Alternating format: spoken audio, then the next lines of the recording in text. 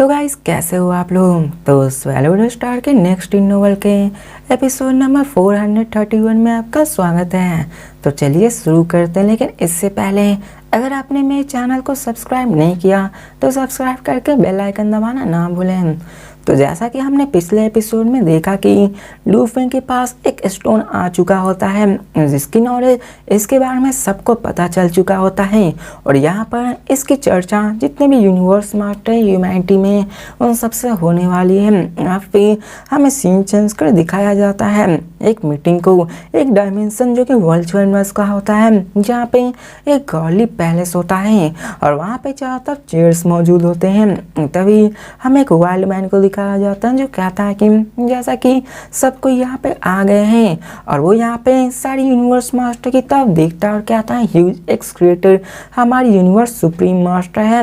वो आगे कहता है कि लू फेंग ने डिसएम्बिगुएशन मिरर स्टोन को ऑब्टेन किया है जो कि एक वैल्यूबल है, और ये पॉसिबल है कि हमें एक पाइनिकल ट्रूथ ट्रेजर मिल सके जो हमारे रेस के लिए बहुत ही इम्पोर्टेंट है, लेकिन ये लू फेंग के द्वारा ऑब्टेन किया गया है खुद के पावर में। मतलब ये हुआ कि हम उससे डायरेक्टली नहीं मांग सकते हैं, आखिरकार हम उससे लेंगे कैसे। यहाँ पे ह्यूज एक्स क्रिएटर भी वहाँ पे आए हुए होते हैं। वो कहते हैं कि यहाँ पे डिसएम्बिगुएशन मिरर स्टोन ये डिसएम्बिगुएशन टेम्पल से जुड़ा हुआ है। लू फेंग उससे कंपेयर नहीं किया जा सकता, वो उसके सामने कुछ नहीं है। उसे बोलो वो स्टोन देने के लिए और हम उसे कुछ पे बैक करेंगे। यहाँ पे ये इनफ है एक सीनियर ट्यूटर है उसके लिए। यहाँ पे वो इन सब के बारे में सोचने लगते हैं, तो बाकी भी कहते हैं कि हाँ हम लोग इसके लिए एग्री करते हैं। वहाँ पे कई सारे यूनिवर्स मास्टर आए हुए होते हैं।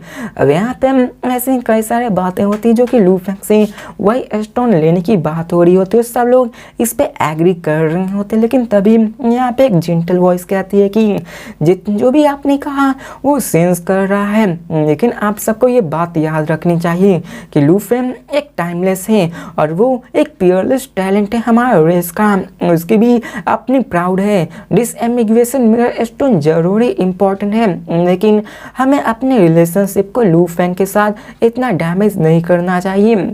हमें केयरफुल रहना चाहिए।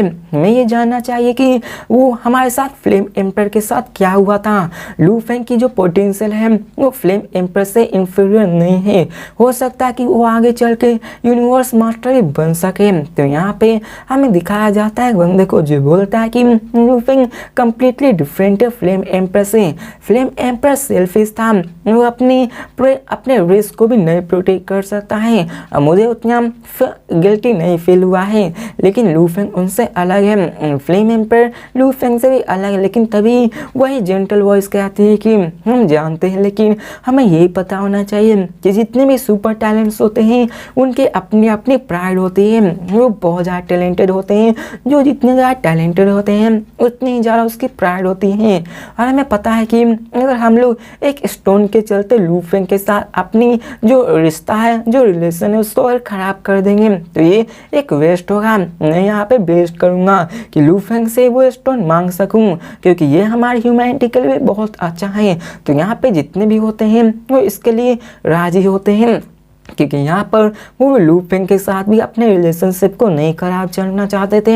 यहाँ पे हमें दिखाया जाता है कि प्राइमर के और सिटी लीडर चुप होते हैं, सभी लोग यहाँ पे एग्री हो जाते हैं। अब ह्यूमन रेस में सबसे ज़्यादा लू फेंग किसी को वैल्यू करता है तो वो कोई और नहीं प्राइमर के और सिटी लीडर होता है। यहाँ पे हमें एक बंदे को दिखाया जाता है जो कहता है कि तुम क्या सोचते हो केओस।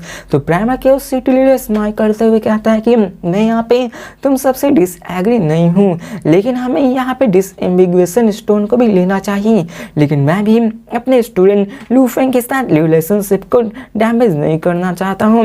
मैं नहीं चाहता कि वो भी फ्लेम एम्पर के कदम पे चले जाएं। यहाँ पे बाकी यूनिवर्स मास्टर भी हामी भरते हैं और सब लोग इसके बारे में जानते हो। यहाँ पे वाइल्डमैन कहता है कि तो केओस मैं इन सबको तुझ पे छोड़ता हूँ, यहाँ पे तुम उसके टीचर हो तो वो तुम्हारी बात जरूर मानेगा। तो ये सुनकर केओस हंसने लगता है। तो यहाँ पे वो कहता है ठीक है मैं यहाँ पे जरूर करूँगा। यहाँ पे वो कहते हैं कि केओस तुम्हें ये सब तुम पे निर्भर करता है। डिसएम्बिगुएशन मिरर स्टोन यहाँ पे एक सुपर ट्रूथ ट्रेजर से रिलेटेड है, यहाँ पे तुम्हें करना होगा। तो प्राइमर केओस सिटी लीडर कहते हैं कि जरूर मैं अपनी पूरी कोशिश करूँगा।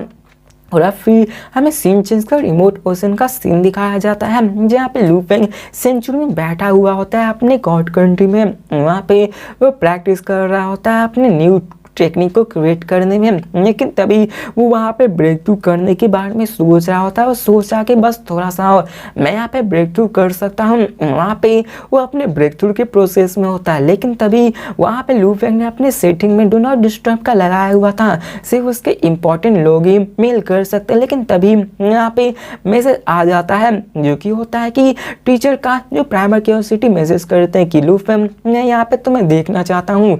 तो ये सुनकर लू फेंग जल्दी से खड़ा होता है, उसे थोड़ा सा चिंता होने लगती है, लेकिन वो यहाँ से निकल जाता है टीचर से बात करने।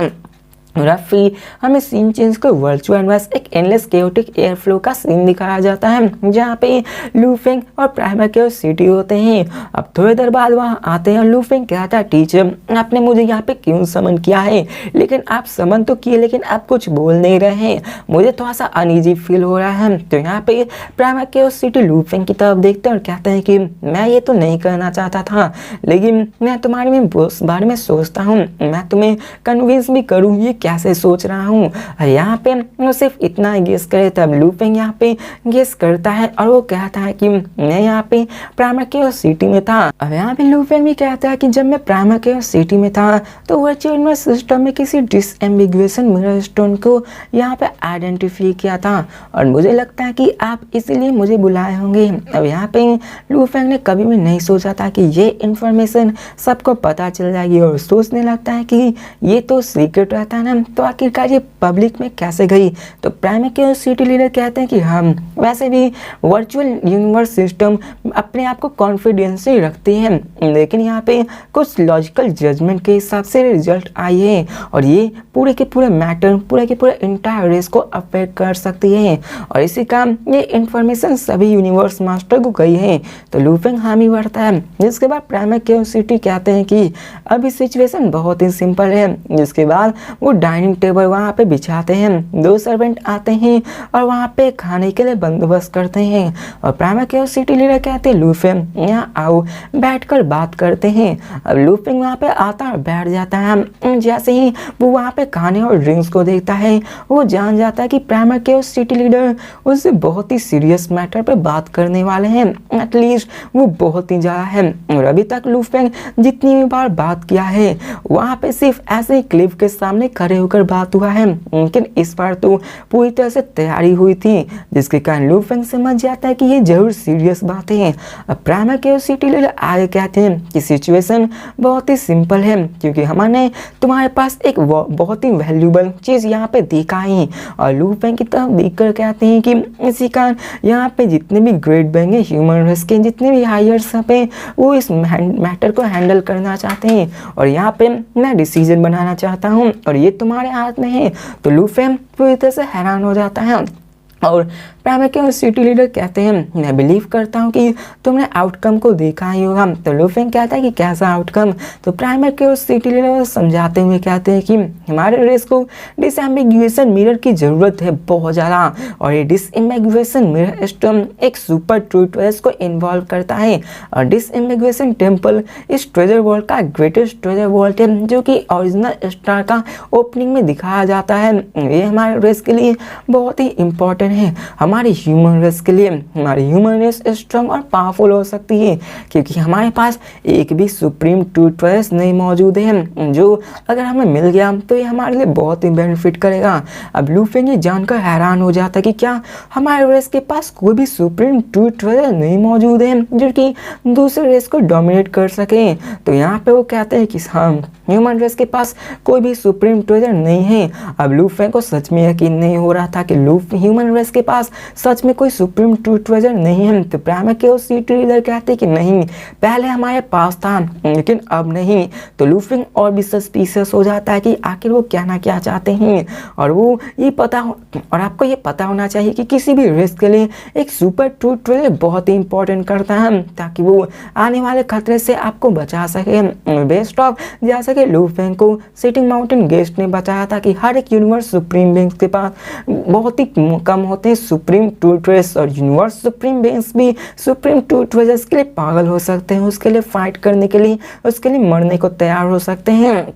और यहाँ पे एंसेस्ट्रल गॉड स्कूल तक के पास नहीं है। अब यहाँ पे देखा जाए तो लू फेंग को यकीन नहीं हो रहा था। प्राइमेट के सिटी लीडर कहते हैं कि हाँ सच में यहाँ पर एक भी नहीं है। यहाँ पे टॉप 9 पावर यूनिवर्स में से 5 ऐसे जिनके पास सुप्रीम ट्रूथ टेलर्स मौजूद है, लेकिन हमारी ह्यूमैनिटी के पास ही कोई भी सुप्रीम ट्रूथ टेलर्स नहीं मौजूद है। तो ये सुनकर लू फेंग की एंजाइटी बढ़ जाती है, क्योंकि सुप्रीम ट्रूथ टेलर होना बहुत ज़्यादा जरूरी है। जिसके बाद प्राइमेट के सिटी लीडर कहते हैं कि एक truth teller disambiguation mirror stone से मिल सकता है, जो हमारे लिए ह्यूमन रेस के लिए इम्पोर्टेंट है। ये डिसएम्बिगुएशन मिरर स्टोन तुम्हारे हाथों में है और तुम उसका मालिक हो, और जब तक तुम नहीं दोगे तब तक यहाँ पे नहीं हो सकता है। और वैसे भी तुम वहाँ पे नहीं जा सकते हो। अगर वहाँ पे ह्यूज एक्स क्रिएटर को वो स्टोन दिया जाए तो उनके वहाँ पे सक्सेसफुल होने के चांसेस ज़्यादा हैं। अब लू फेंग यहाँ पे पूरी तरह से हैरान हो जाता है कि ह्यूज एक्स क्रिएटर, अब huge X creator human race के एक सुप्रीम बीइंग थे।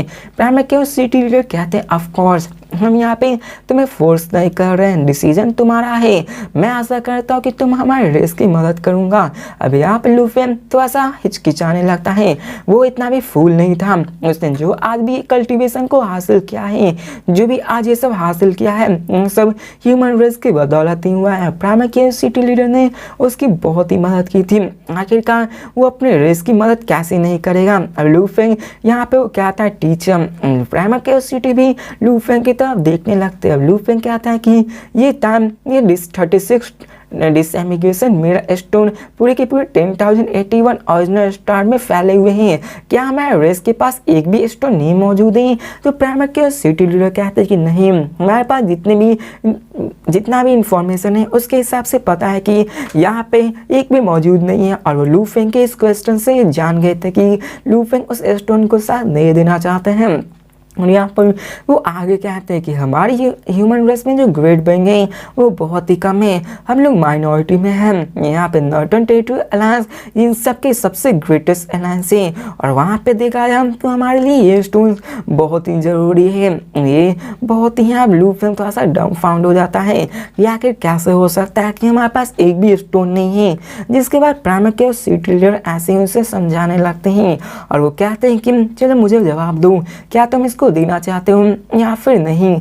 अब यहाँ पे लू फेंग कहता है टीचर मैं नहीं देना चाहता हूँ। अब यहाँ पे प्राइमेट के सिटी थोड़ा सा उदास भी होते हैं, लेकिन वो कहते हैं क्या तुम सच में नहीं देना चाहते हम, क्योंकि 36 स्टोन्स में से डिसएम्बिगुएशन स्टोन टेम्पल ही इस समय खुलने वाला है, और डिसएम्बिगुएशन मिरर स्टोन्स बहुत ही जरूरी है हमारे रेस के लिए, जो कि टॉप 10 यूनिवर्स ओवरलॉर्ड्स और यूनिवर्स ओवरलॉर्ड्स ही वहाँ जा सकते हैं। और तुम्हारी पावर अभी इतनी नहीं है कि तुम वहाँ पे जा सकते हो। और ह्यूज एक्स क्रिएटर एक सुप्रीम बीइंग है, अगर वो वहाँ पे जाएंगी तो उनके वहाँ पे टूर्स लेने के चांसेस बहुत ज़्यादा है। वो कहते हैं कि क्या तुम जानते हो कि आखिरकार एक यूनिवर्स सुप्रीम बीइंग क्या है। यहाँ पे अगर किसी दिन हम में से किसी का सामना हुआ तो यहाँ पे वो सारे मार जाएंगे, और पूछते हैं कि क्या फिर भी तुम जाना चाहते हो। तो लू फेंग कहता है हाँ। देखा जाए तो लू फेंग के लिए बहुत बड़ा चांस होने वाला था। लू फेंग जाकर वहाँ के अपनी पावर को बढ़ा सकता था, अपने लिए टूर्स को ले सकता था। जिसके बाद अब देखा जाए तो लू फेंग के पास स्टार टावर था, और ये भी एक सुप्रीम ट्रूथ टेलर्स की कैटेगरी में आता है, और लू फेंग के पास ये प्रोटेक्शन के लिए था। लू फेंग को इतना करने की जरूरत नहीं थी। अब डिसएम्बिगुएशन स्टोन्स वो आराम से अपने रेस को दे सकता था, लेकिन प्राइमेट के सिटी लीडर फिर से पूछते हैं और कहते हैं कि क्या तुम्हें सच में लगता है कि तुम अपनी पावर से इसको कर पाओगे, तुम्हारी एबिलिटी इतना नहीं है। तो लू फेंग कहता है कि टीचर अगर आपका डिस्पल क्या कहे कि अगर आपका डिस्पल एक टॉप 10 यूनिवर्स ओवरलॉर्ड की पावर को पोजेस करता है तो क्या आप इसको यकीन मानेंगे। तो ये सुनकर प्राइमेट के सिटी लीडर भी हैरान हो जाते कि क्या लू फेंग के पास टॉप 10 ओवरलॉर्ड की पावर को पोजेस करता है, उन्हें भी विश्वास नहीं होता। और लू फेंग से कहते हैं कि क्या तुम सच कह रहे हो ना, तुम सच में वहाँ पे टॉप 10 की पावर को पोजेस करते हो। और वो कहते हैं कि मैं जानता हूँ कि तुम्हारी गॉडली बॉडी यूनिवर्स नाइट तक को राइवल कर सकती है, तुम्हारी रिमोट ओशन की बॉडी तुम्हारी एंडलेस गॉडली पावर सोच बन सकती है। यहाँ पे देखा जाए तो एक टॉप टायर यूनिवर्स ओवरलॉर्ड्स भी तुम्हें मारने में डिफिकल्टी हुआ। इसका मतलब ये नहीं हुआ कि तुम उसके लेवल पे आ गए। तो लू फेंग उसकी तरफ देखने लगता है और वो बहुत ही श्योर था कि वो पहुंच चुका है, जिसको देखकर प्राइम क्यूरियोसिटी लू फेंग से पूछते हैं कि क्या तुम श्योर हो। तो लू फेंग कहता है यस। तो प्राइम क्यूरियोसिटी लीडर पूछते हैं कि क्या तुमने जितने भी यूनिवर्स नाइट दूसरे रेसेस के बंदे को मारा था, क्या तुमने ही खुद से मारा था। तो लू फेंग हामी भरता है, जिसको देखकर तो प्राइम क्यूरियोसिटी लीडर लू फेंग की तरफ देखते रह जाते हैं। यहाँ पे उन्होंने लू फेंग की पावर का इजाफा होते हुए देखा था। वो अब यहाँ पे प्राइम क्यूरियोसिटी लीडर ने लू फेंग के पावर को अपनी आंखों के सामने देखा है बढ़ते हुए कि कैसे लू फेंग इतना ज़्यादा पावरफुल होता गया। जब वो सेक्टर लॉर्ड में था तो अनडाइंग एम्पर तक को मार पाता था और यहाँ पे वो लू फेंग के इस पावर को देखकर हैरान हो गए थे। और अभी जो लू फेंग ने कहा था वो और भी टेरिफाइंग था और यहाँ पे प्राइम क्यूरियोसिटी लीडर को ऑलमोस्ट यहाँ पे थोड़ा सा कन्विंस करने पे रेडी हो गया था। जो लू फेंग का साथ रिलेशन 1 लाख साल से था। प्राइम क्यूरियोसिटी लीडर कहते हैं कि हम लोग इसके बारे में बाद में बात करेंगे। लू फेंग, मैं तुम्हारा टीचर हूँ तो तुम मेरा भरोसा कर सकते हो। मैं यहाँ पे तुम्हारे बेस्ट इंटरेस्ट के बारे में बात कर रहा हूँ। तो लू फेंग कहता है कि कंटिन्यू करिए आप टीचर। यहाँ पे प्राइम क्यूरियोसिटी लीडर उसे यही समझाने लगते हैं कि तुम्हें उस स्टोन को दे देना चाहिए क्योंकि ये बहुत ही रेयर चांस है ह्यूमैनिटी के लिए। हमारी ह्यूमंस बहुत ही स्ट्रांग बन सकता है अगर तुम्हारे पास टॉप टायर यूनिवर्स ओवरलॉर्ड्स की पावर भी क्यों ना हो। यहाँ पे तुम वहाँ पे सर्वाइव नहीं कर पाओगे। अब ये तुम्हारे ऊपर है कि तुम इसको देना चाहते हो या फिर नहीं, क्योंकि इसकी मदद से हम अपने रेस को बहुत ही ज़्यादा पावरफुल बना सकते हैं। अब अगर तुम यहाँ पे जाना चाहते हो तो हम लोग यहाँ पे तुम सबको नाराज़ कर दोगे। तो हमें वो कंटिन्यू करते हुए आगे कहते हैं कि तुम्हें क्या लगता है कि हमारा रेस इसके बदले तुम्हें कुछ नहीं देगा। तुम डिसएम्बिगुएशन मिरर स्टोन के ओनर हो, तुम्हें कितना ट्रेजर पॉइंट मिलेगा, 20, 30, 50। हमारा रेस इसके ज़्यादा तुम्हें देने के लिए तैयार है। लू फेंग यहाँ पे क्या कर सकता है। अब लू फेंग के पास वो स्टोन्स था, इसके लिए वो जाना चाहता था अपनी पावर को बढ़ाने के लिए। और लू फेंग से कहते हैं मैं होप करता हूँ कि तुम इसे हैंड ओवर कर दोगे। अब यहाँ पे लू फेंग टीचर से कहता है टीचर, आपने कहा कि हमारा रेस मुझे कुछ भी कंपेसेट करेगा अगर मैं अपने रेस के लिए कंट्रीब्यूट करूँगा। मेरे पास इतनी हाई रिक्वायरमेंट्स तो नहीं है, लेकिन मैं यहाँ पे डिसएम्बिगुएशन मिरर स्टोन को तभी दूंगा जब मुझे अपने अर्थ की ओनरशिप आदि और मिल जाए। मतलब ये हुआ कि मेरा होम प्लैनेट मुझे वापस चाहिए। तो यहाँ सुनकर वो कहते हैं क्या तुम्हारी यही एक कंडीशन है। तो लू फेंग कहता है हाँ, अगर ये हो गया तो मैं यहाँ पे डिसएम्बिगुएशन मिरर स्टोन अपने रेस को दे दूंगा। अगर मुझे अपनी हाफ ओनरशिप नहीं मिली तो मैं नहीं दूंगा, मैं इसे किसी भी कीमत पे नहीं देने वाला हूँ। प्राइम क्यूरियोसिटी लीडर कहते हैं कि अर्थ। तो लू फेंग कहता है हाँ अर्थ ही। प्राइम क्यूरियोसिटी लीडर फिर से कहते हैं तुम अपने अर्थ को वापस लेना चाहते हो। मतलब ये हुआ कि तुम आखिर उन सारे इमिग्रेंट्स जो कि फॉरेन प्लैनेट्स थे उनका क्या होगा। तो लू फेंग कहता है कि मैंने अपने हाफ ओनरशिप को 50 बिलियन मिक्स्ड एलिमेंट्स पे खोया था और इसी कारण मैंने दूसरे प्लैनेट के इमिग्रेंट्स को वहाँ पे रहने की इजाज़त दी थी। लेकिन क्या हुआ, वो मेरा अर्थलिंग है, वो मेरा अपना होम प्लैनेट है, मैं किसी और को वहाँ पे आने नहीं दे सकता हूँ। वो सारे मेरे अर्थलिंग को बिलोंग कर सकते हैं। पिछली दफ़ा लू फेंग ने एक नाइट की वजह से अपने 50 बिलियन मिक्स्ड एलिमेंट्स में अर्थ की हाफ ओनरशिप को बेच दिया था और लू फेंग को उस वक्त जानबूझकर करना पड़ा था क्योंकि लू फेंग बहुत ही कमज़ोर था। लू फेंग उसके सामने कुछ भी नहीं कर सकता था। अब लू फेंग इतना पावरफुल हो चुका है कि 50 बिलियन मिक्स्ड एलिमेंट्स लू फेंग के लिए कुछ भी नहीं है। यहाँ पे बिलियन ट्रिलियन जिलियन जितना मिक्स्ड एलिमेंट्स लू फेंग के सामने भी काम करेंगे। ये 50 बिलियन मिक्स्ड एलिमेंट्स तो कोई वैल्यू नहीं रखता। अब यहाँ पे प्राइम क्यूरियोसिटी लीडर पूछते हैं कि क्या तुम्हारा मतलब है कि उन सबको वहाँ से भगा देना है। अब लू फेंग इस्तेमाल करता और कहता टीचर मैंने उसे 50 बिलियन मिक्स्ड एलिमेंट्स में दे दिया था। 50 बिलियन मिक्स्ड एलिमेंट्स एक ट्रेड तक के लिए वर्थ इट नहीं है। मैं यहाँ पे डिसएम्बिगुएशन मिरर स्टोन दे रहा हूँ। बेनिफिट की कैलकुलेट करें तो वहाँ पे मिलियन टाइम्स ज़्यादा है। तो प्राइम क्यूरियोसिटी लीडर कहते हैं कि मैं समझता हूँ, लेकिन इस इशू को मैंने डिसाइड करता हूँ। मैं तुम्हें बहुत ही जल्द मौका आंसर दे सकता हूँ। तो लू लूफेंग भी हामी भरता है। अब लूफेंग यहाँ पे बेवकूफ़ नहीं था, नहीं वो इतना जल्दी अपने रेस के लिए सेक्रीफाइस करना चाहता था।